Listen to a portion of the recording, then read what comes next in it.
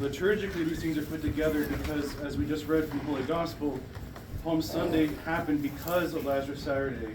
The people saw the miracle that Lazarus was raised from the dead, and basically then they proclaimed Christ as the king.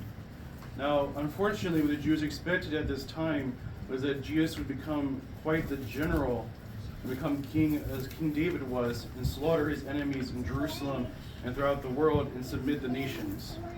However, to what they did not expect was that Christ came instead to love his enemies and to bless those who persecuted him, to do quite the opposite of what they wanted, but instead to submit the nations under the new Christian race and not the Jewish race. And so instead, the initiation was not the slaughtering of them, but instead the baptism of them. This is why, especially this coming Holy Saturday, we'll see this clearly, that very much the entry into the church is the mystery of holy baptism, which way we'll see this on Holy Saturday when we see several baptisms here. Because the baptism itself is a mystery of Christ's passion and his resurrection. It is the death of the old man and the resurrection of the new. The fathers tell us, when talking about Palm Sunday, that the reason Christ rode an ass upon entering Jerusalem was because the donkey itself represents us as entering Jerusalem, because Christ has tamed us and brought us to the heavenly city. And especially in the Divine Liturgy, you can see this, right? The very first proclamation that is public that you hear is, "Blessed is the kingdom." Because as we enter the Divine Liturgy, we're supposed to be entering into Christ's kingdom.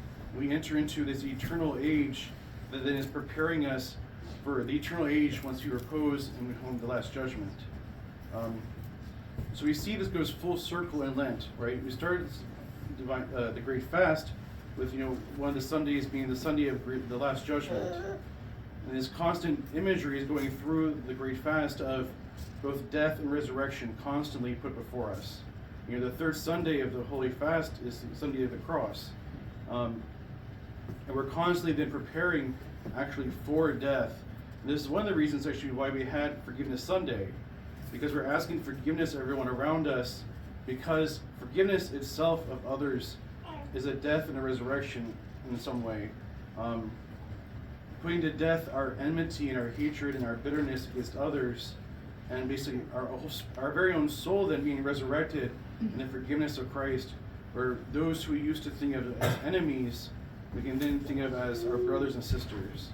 And no longer are we then divided by race or ethnicity, or male or female, or Greek or Jew, or Scythian, or any such thing, but rather become one in Christ. And it's only through Christ then we become one and become united. And as we approach Holy Week, and as we approach Pascha, many temptations will arise. But we have to remember that also Christ's passion is coming, but also not only his passion, but his resurrection. So as we celebrated yesterday that Lazarus was risen, then hopefully we can celebrate Pascha, where then Christ is risen, and with him ourselves. Amen.